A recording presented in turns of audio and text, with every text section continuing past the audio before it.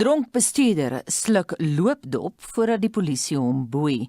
So lei 'n opskrif in die Burger van dese week en die hoofredakteur en uitvoerende direkteur van die Woordeboek van die Afrikaanse taal, Dr. Willem Botha, bespreek dus die woorde parmantig, dop, loopdop en dopsteker volgend. 'n Motorbestuurder wat by 'n padblokkade in Kaapstad vasgetrek is vir dronk bestuur, het tog vir oulaas gou 'n laaste slukkie brandewyn of 'n loopdop geneem voordat hy deur die polisie geboei is.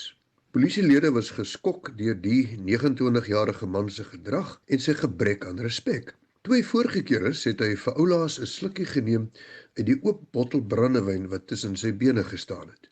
Die Metroraad het in 'n verklaring gesê dat sulke parmantigheid nie geduld sal word nie en wel in ag geneem sal word by vonnisoplegging. Tog 'n mooi woord, hierdie parmantigheid waarna die polisie verwys het. Parmantig beteken onbeskof, uitdagend, vermetel. Ons kry dit uit Nederlands, parmantig, wat vir die eerste keer in 1599 opgeteken is met die betekenis deftig en fier, maar met die implikasie dat so 'n houding nie eintlik by die persoon pas nie. Hy probeer dus iets wees of lyk soos iets wat hy nie is nie.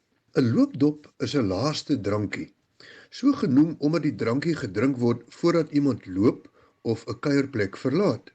'n Dop is 'n hoeveelheid sterk drank of net eenvoudig sterk drink, soos in die sin hy hou van sy dop, wat ook as 'n werkwoord gebruik kan word, hy dop in die aand.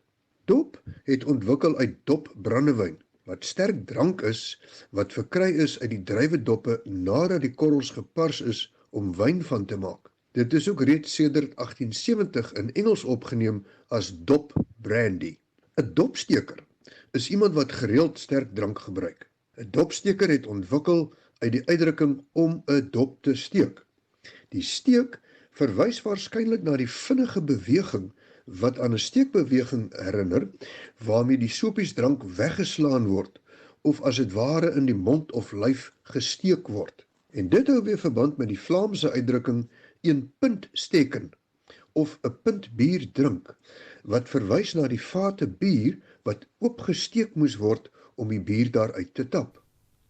En so sê Dr. Willem Botha, hy is hoofredakteur en uitvoerende direkteur van die Woordeboek van die Afrikaanse taal, die WAT, en as jy 'n woord wil borg of koop, gaan na www.wat.co.za